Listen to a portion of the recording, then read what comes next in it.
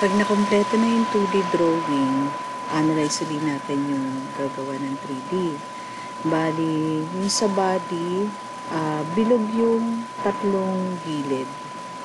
Okay, tapos square yung gitna. Okay, nung sa main body. Tapos, ay merong hexagonal na part dito sa cup.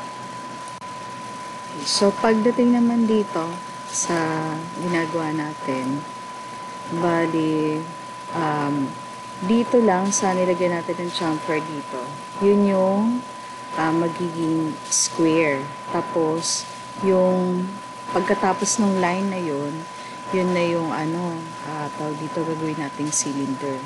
Okay, so, ang transition niya mapupunta dito sa merong chamfer.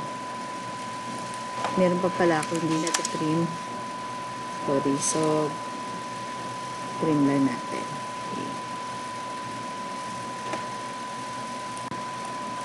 Okay, so simulan natin na lagyan muna natin ng line perpendicular.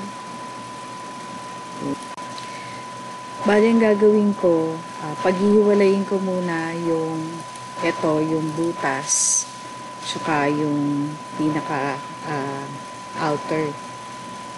Okay, so siselect ko lang muna siya ng ganito hanggang doon sa nilinyahan ko.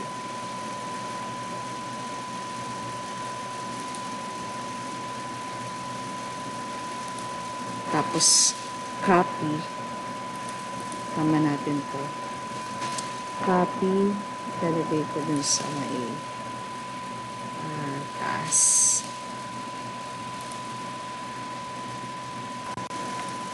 Okay, pagka na i-copy na, gawa na tayo ng polyline. Okay, dun sa kalahati lang. So, dapat pagka nagagawa ng polyline, no, ma-trace lang mabuti yung part ng object.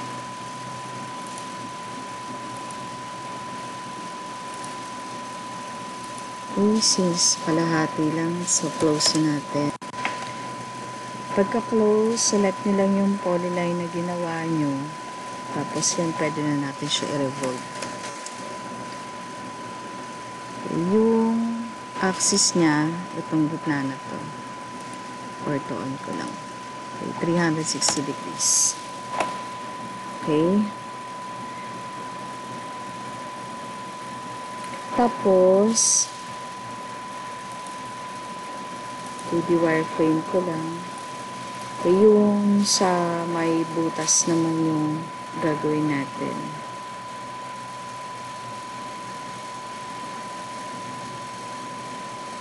So, gagawa tayo ng another na copy galing dito sa may baba. I-select ulit natin to. Yung nilinyahan ko.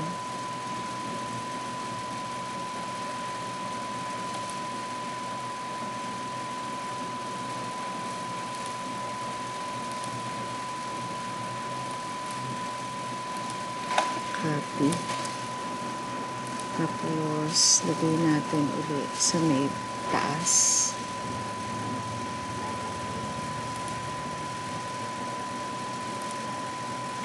Okay, kung kanina ang trace natin ay yung labas, no? Ngayon naman, i-erase ko naman yun sa labas.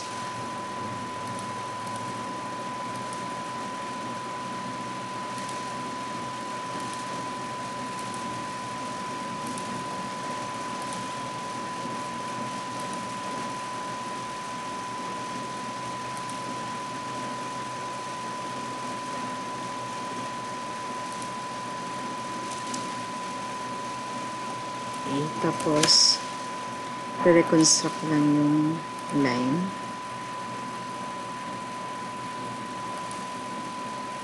So, ito na yun. Select lang natin siya. Oops. Alisin ko yung linya sa loob.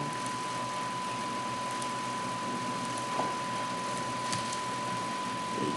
Tapos, join natin. Kalahati nga lang pala kailangan. Kalahati ko nalilimutan. Okay, so, lagyan natin ulit ng line. Okay. Tapos, join.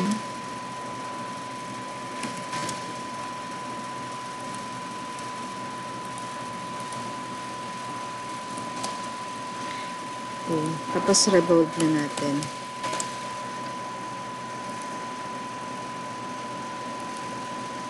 $360.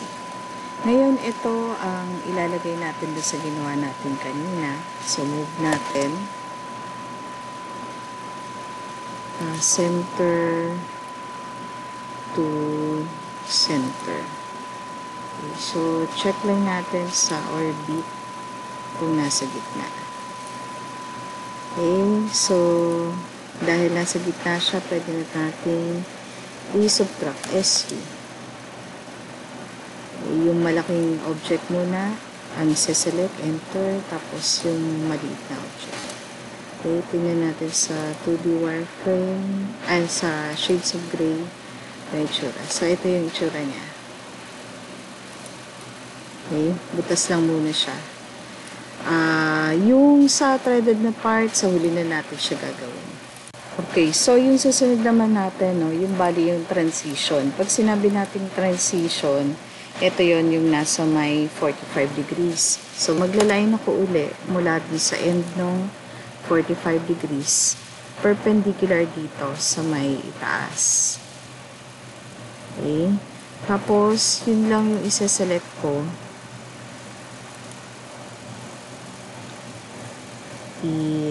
Kakopy ko siya papunta uli dun sa may taas. Sa dinodrawing natin.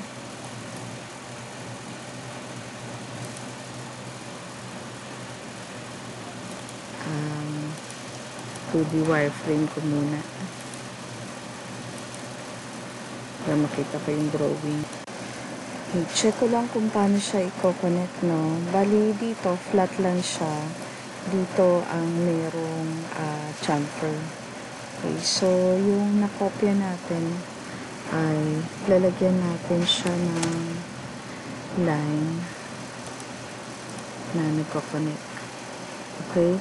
Since ano to, transition, no? So, etong part na to, kakopy ko siya. Lagay ko muna dito. Lalagyan ko ng circle. So, ang midpoint niya, yun yung center. Tapos, ang radius ay yung, ang diameter ay yung kabuuan. Okay, sabi natin yung banda dito, no, ito ay magiging square yung shape. So, ang ano natin dito, bale, kailangan itong circle na to ay mapaloob dito sa gagawin natin square or rectangle. Okay, so, copy ko muna to mula dun sa quadrant niya. Lalagay ko dito sa gitna. Okay, so, lagyan ko ng line.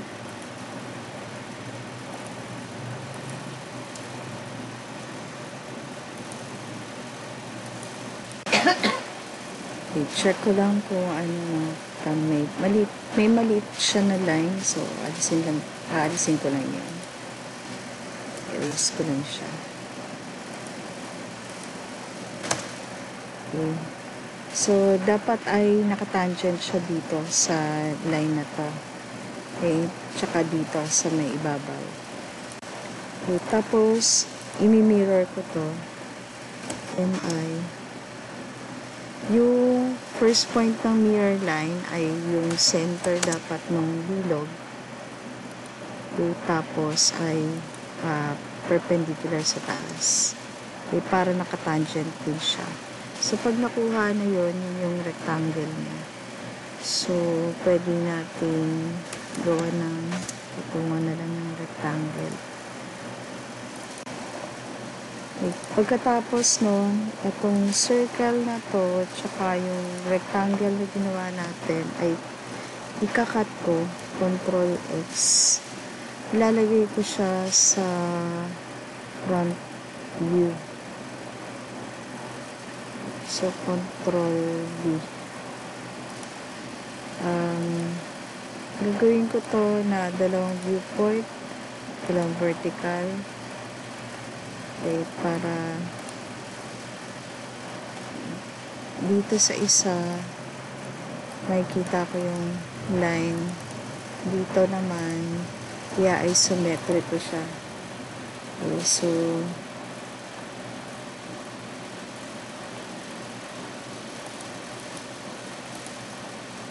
para mas madali ko ma-identify ko sa napunta. So, ito ngayon, ipopwesto ko na. Yung circle, move ko from yung center niya. Lalagay ko dun sa 2D drawing sa midpoint. Okay. Tapos yung isa, yung rectangle, move ko siya from yung end point nito pupunta dito sa pangalawang linya kasi ito lang yung ano talaga. Okay, tapos pupunta ako uli sa front view. Highlight ko muna siya dito. Okay. Ang gagawin ko, lalagyan ko naman siya ng thickness. Okay, yung thickness, bali yung offset ko sa kanya. Punta muna ako dun sa dating ginagawa natin. Right side. Okay. So, ito yung bali thickness na kailangan niya. So, bali dito, DI ko lang mula dito hanggang dito ay 1.5. So, yung bilog ay offset ko by 1.5. Okay, sa ibabaw. Tapos, dito naman, DI ulit. Yung rectangle, bali hindi siya pantay. 2 mm sa ilalim, 1.5 sa ibabaw. Okay, so, gagawin ko na sa front view. Okay, o-offset ko muna to by 1.5 paloob. Okay, tapos, magla-line ako dito na i-offset ko naman ng 2 mm pataas. Okay, so, ito yung ano nang sa magiging transition niya. Okay, so pag ginawa natin yon, magda-rectangle ako ulit.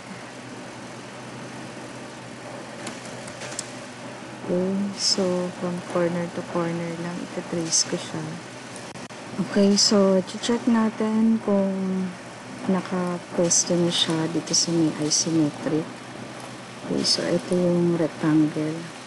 Okay, mukhang ano naman na siya na nakapwesto. Kaya, bali, iloloft muna natin yung maliit. Yung malaki muna pala, loft. Okay. So, yung malaking rectangle,